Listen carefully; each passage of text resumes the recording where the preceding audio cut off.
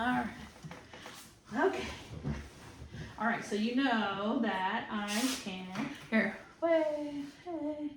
You know that I can record, if you mess up or say something wrong, you can just say edit, and then I'll write down a time, and I'll take it out. Okay, I'm not gonna put anything in here that you don't want in here. Alright. So. I'm shivering. Because you're cold? I don't know why. Oh my goodness. Okay, here we go.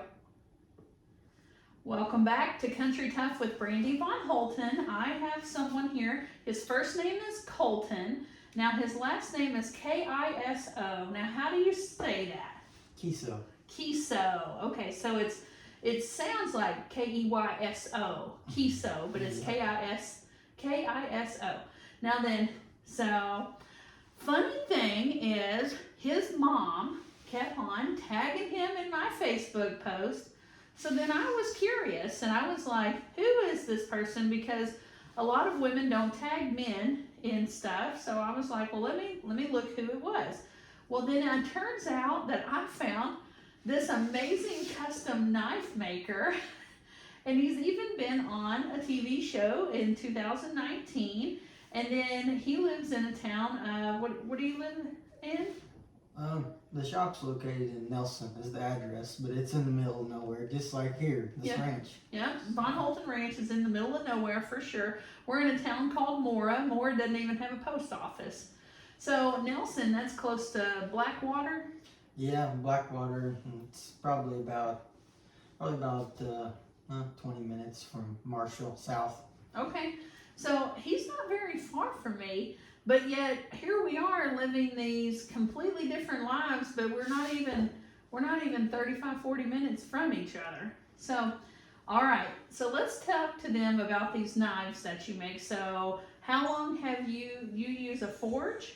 Yeah, I forge every knife that I make. I focus exclusively on forging all of my knives. A lot of knives you see that are handmade, they're cut out with a torch or a plasma cutter, but I forge everything.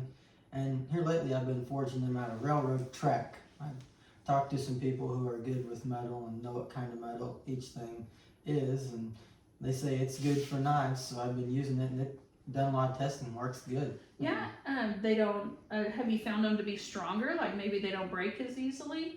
Yeah, this steel that I'm using, the railroad track, it's called 1080 steel is the classification number of it.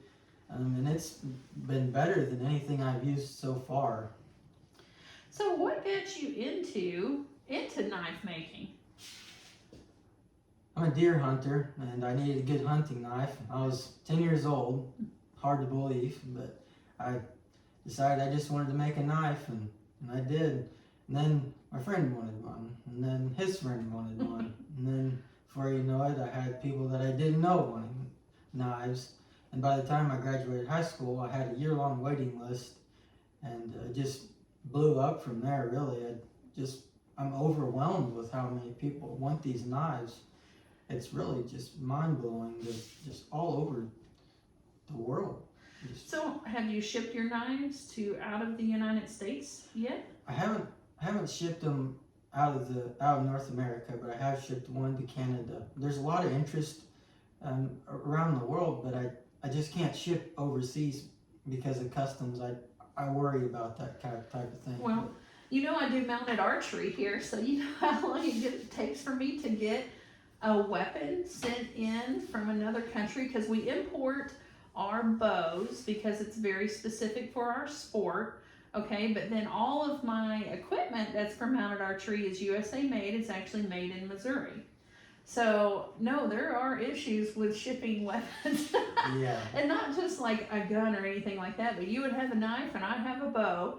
And yeah, and I'm like, it's not going to hurt you until it's strung. I was like, you know, let this come on in easier than what it is, but it still takes forever. Yeah, that's for sure. It's just too much of a problem, really, right now. But once I get into making a little bit more high-end stuff, more money, then it's going to become more feasible. But for right now, for a knife under $1,000, it's just not hardly feasible by the time you pay the shipping. So that's why it hasn't worked out yet. Okay, so does your dad also do a forge? No, I picked up all this on my own. My dad's in the military. Okay. He's a diesel mechanic, so he knows a little bit about workshop stuff, but I picked all this up on my own. Well, neither one of my parents are archers, and then I've been on several covers of magazines from doing mounted archery. I'm an oddity because I do it from a Missouri Foxtrotter, so that oddity has been welcoming to people because I don't fit into a box. And so, and also, my family, my dad and my mom, they were row croppers, and then my dad had a semi-trucking company, so where he was moving things. But the stuff that I do now with designing websites and marketing, my parents didn't know how to do any of that. I'm first generation archer. I'm most definitely first generation mounted archer, first generation for owning a multifaceted facility. I'm the first person in my family to go to college, first person to have a trademark. There's a lot to be said about people that try to do something on their own. You don't have to follow in the footsteps, especially whenever you have like a calling to something. And it sounds like whenever I looked at your knives, I was like, oh my, they're so beautiful. I've never seen a knife in person that is the most beautiful thing I've ever seen. I mean, like I'm getting tongue-tied in my words because I don't get excited about knives, but then I do get excited about custom, and I do get excited about oddities and beauty. And then I'm like, man, I've never been all about knives because it's been inconvenient for me because I'm larger. But then you have developed a knife holder that allows it to run along with the belt. So talk to us about that. I mean, so it makes it easier for me, or I can put it into my boot. So I'm pumped about your knife. So talk to us about that sheath. So to start, for the last 13 years, I'm 23 now, and I've been making knives since I was 10. So for the last 13 years, I've been designing different styles of knives and trying different ideas. And here in the last probably 6 months, I've really started to try and hone in on one design, and I call it the model that I've been trying to work on. It's called the Tadpole. My business name is Heath Creek Forge, and I kind of wanted something to go along with Heath Creek. So me and a collector of mine come up with the name Tadpole. And so I made a knife, I made the Tadpole, and I wore it, the original one, and tested it to see how I liked it. And I made it in a horizontal carry, and that edit. Yeah. So you made it in a horizontal carry? So I made it in a horizontal carry so that it doesn't get into your belly. And I've done this on a few other knives in the past, and I liked it, so I thought I'll incorporate that on this knife because I want this knife to be carried every day. So when I done that, I tested it, and it worked great. And so I brought that to the public, put it on my website, and people have been trying it, and they love it. Yep. So. Well, it was really inviting to me because I want to have a custom pair of suspenders, and the only real estate that I have on my body where this belly doesn't get in the way is right underneath my boob, and I'm just like, I think I want to try to attach that right there because plus it's going to be easy for me to get my hand onto.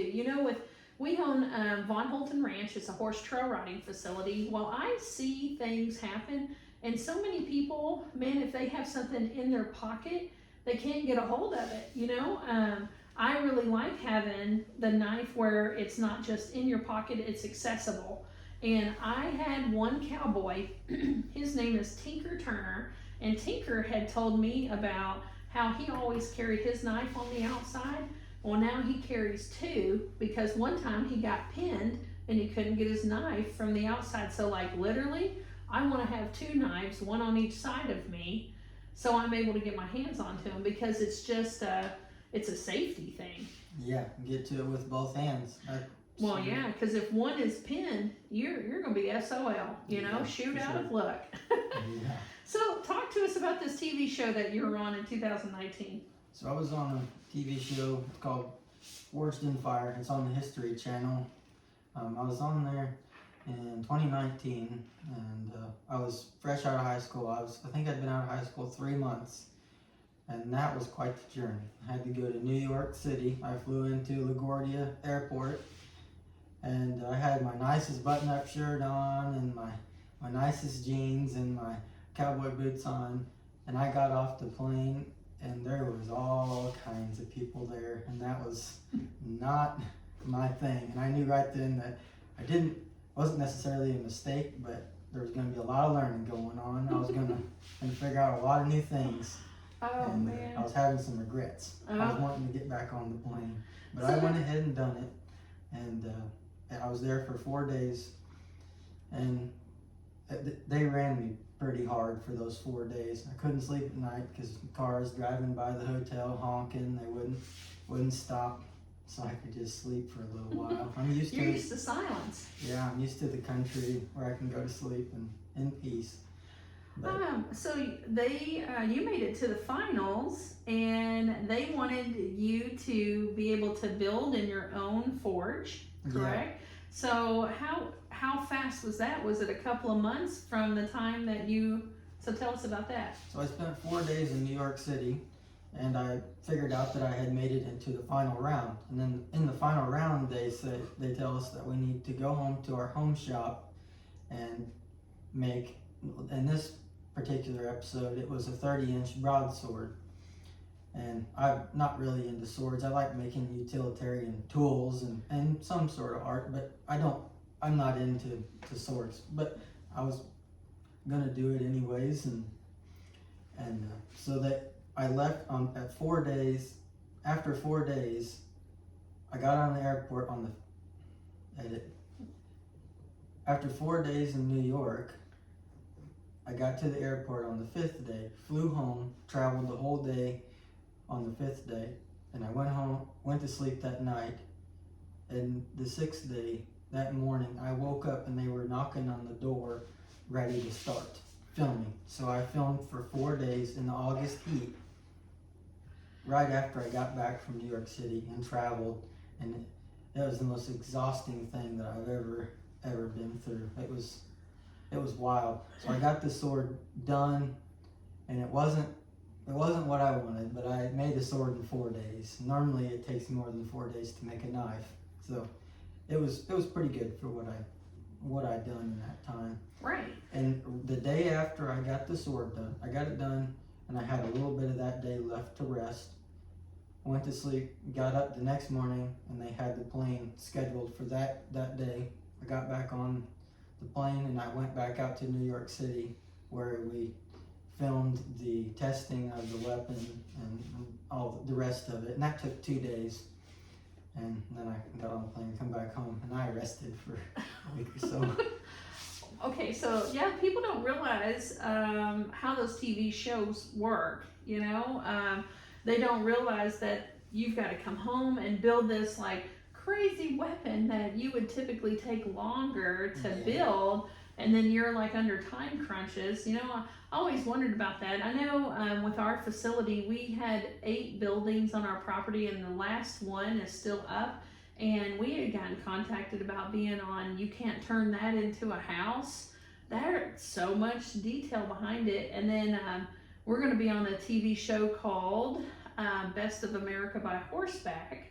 So people just don't realize, you would just think it's like, oh, they're gonna follow me around. Yeah. No, there's so much more to it behind the scenes. Yeah. So New York, did you get to try any crazy food? No, it was basically just all about Forged in Fire. I mean, they were just on me the whole time. They were utilizing all that time, and you would think the show was like an hour long with commercials, like 40 minutes total, but I was there for 4 days. This was like I think it was anywhere from 10 to 14 days, I can't remember total, but we were going at it hard trying to get this filmed, and all that time and effort condensed down into 40 minutes. I just thought like that was a long time for 40 minutes. Yeah, that is a long time, but I guess, that's a cool TV show. My husband will go whenever I was like, hey, he was on that show, and my husband's like, whoa, like, for you to impress him, that takes a lot. My husband's a pretty calm guy. He wants to be out here and just work by himself, and it sounds like you just wanna make knives. That's all I want to do. I don't want to get rich. I just want to make knives and just provide for my family. That's all I really care about. Yeah. And so you and your dad, y'all have a hay service also? Yeah, me and Dad have a hay baling business, and that we started up once I graduated.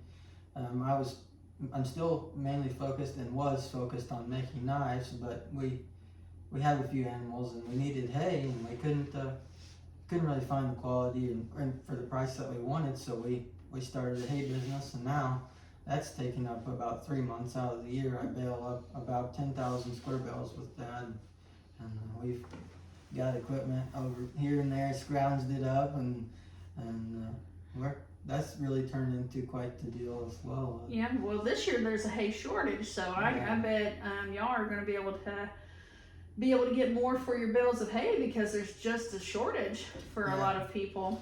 Yeah, we're hoping so. Everything's getting so expensive. The used equipment market is getting out of this world expensive. The small farmer is they're really hurting right now. The small farmer is. Yeah. Well, the horse industry is different, because people used to rely upon horses, and now we're a hobby.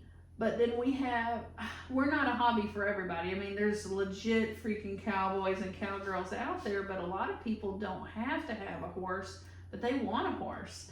And so I have found a business with helping people that, first generation cowgirls and cowboys, and learning, because a lot of those people are being taken advantage of.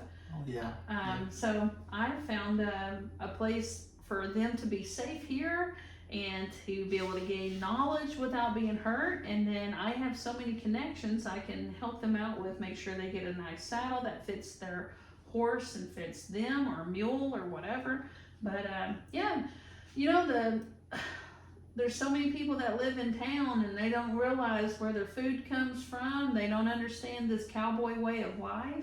Yeah. And they don't understand how to be able to take a piece of the old railroad and turn it into a knife. And your knives are so beautiful. I cannot. So I want people to see some of his beauty. So he has a website, and it's Heath Creek Forge, Forge, but it's Heath Creek Forge. And if you go there, you'll be able to look at some of his knives, but you'll also be able to see how in demand he is.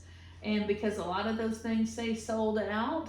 And man, so talk to us about some of your knives with the different handles. So talk to us about how you can put different handles on there. The handle options are just endless. I mean, you can do anything.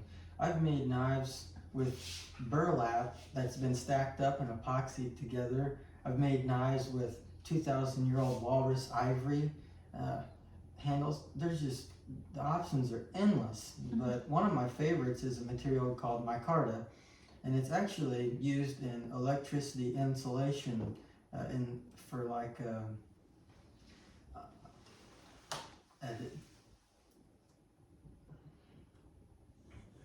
this micarta material is actually used in electricity like paneling where your breakers are, the on-off switch. They put it in there to keep the electricity. I'm not exactly sure what. So it's like an insulator of some sort? Yeah, to keep the electricity from jumping. But anyway, it makes a beautiful knife handle, and it's very durable. It's one of my favorites. It's what I carry. I have a knife that I carry with micarta handle on it. Just indestructible. Makes a great knife. And my goal is to make a great knife, something that someone can use and not.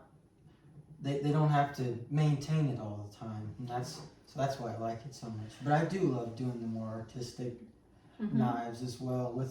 One of my favorites also is the walrus ivory, but that's just on another end of the spectrum. Walrus ivory handle might go for, just to buy the ivory might go for $450. whereas if I use my card, it might be $2. Right. So I mean, if it gets the job done, a lot of people think that more money means a better product, and it's not always that case, No. you know? it might be a better product for what they're looking for. If they're looking for the most fancy show knife that they can get, that Ivory might be best. But if they're Right. gonna buy that knife and they're gonna wear it every day for the next 20 years, they're gonna be disappointed with Ivory. They'd rather have that $2 handle on there. Right. And you know what? Talking about what you want people to have, you know, and you're wanting people to have a nice working knife that's going to be able to handle the workload.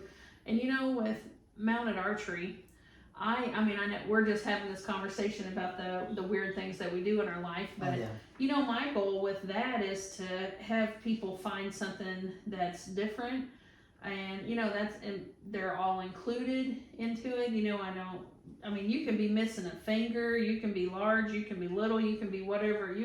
I have several archers in their 70s. I can't wait to have my first archer in their 80s, but I know it's going to happen if I keep my archers in their 70s.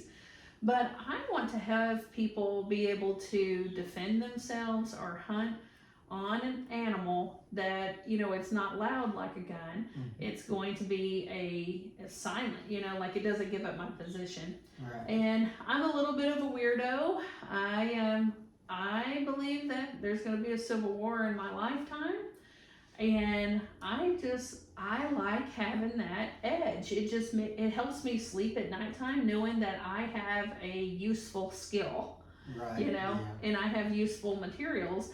And that's the same thing with these knives. You know how many people have no idea how to do what you're doing, and then you're doing it with such beauty and class. And the fact that you're 23 and you have 13 years of experience, isn't that crazy? Yeah, people don't normally believe me. They don't. They just walk away. If I'm at a show or something and demonstrating blacksmithing, they dismiss you. Yeah. You know, in the horse industry, a lot of the younger horse trainers get dismissed, and I'm like, no, you shouldn't do that. I started, you know, I did professional fighting before I did all of this other stuff with the ranch, and went to school to be a teacher. Well, I didn't go to school to be a teacher, but I mean, I started fighting at the age of 11. Okay, like, so you got a year on me, right? Yeah. But I started at the age of 11, so I fought until I was 33. So that is so much experience. Like, people don't realize like how much experience someone that's younger can actually have, Right. especially if they develop themselves, you know? Yeah. Or if you're doing more and more practicing, or the more that you're doing it, I mean, you might be putting in an hour a day, but if you're really passionate about it, you might be putting in 2 hours a day. And then over that time, I mean, you can have a ton of experience and be younger. So. Yeah, it worked out perfect being younger, in my opinion, because I could go to school and then I could come home and work on my craft after school. I didn't have to pay anything for the tuition. I just learned as I went along. Right. And that's what appealed to me. And then once I got out of school, I didn't have to go to college or anything like that. I already had a skill that I had been training for years to figure out. I didn't have to go through all that college. Well, and you know what? I went the college route, and I think if I got to choose if I redid it or not, I don't think I would do as much as I did. And I think I would have most definitely took some marketing classes. I would have learned how to speak. I can still learn how to speak Spanish, but I wish I had like a minor in, like, I don't know. I wish I would have changed things up. I mean, I'm still paying all my college degrees. They're getting really close to me being able to pay them off, but man, that was just shoved down my throat. You know, I'm 20 some odd years older. I'm 21 years older than you. Yeah. Oh my gosh. How the heck did that happen? I forget because I didn't have kids. You know, I'm like, wow, I could have been your parent. But boy, it was just shoved down my throat that if you didn't go to college, then you were nothing. You're gonna be a nobody. You're gonna be digging ditches. That's what my parents always. What are you gonna do? You gonna marry somebody? I'm like, what? You know, and I'm like, or they would the world in general felt like it would degrade you. And now they've pushed so many people to go to college that a lot of them don't have the trade skills. Well, guess what? Now you've got knife builders, and you've got mounted archers, and you've got all these people that have these skill sets, and people don't have those skills. You know, before, man, back in the old days, you would have to be able to put your horse's shoe on their hoof, and you might have to be able to take a piece of metal and build that, and you would have to be able to clean your gun, you'd have to be able to hunt, you'd have to be able to preserve that food, or you wouldn't have any food in the winter. People don't know how to do anything now. No,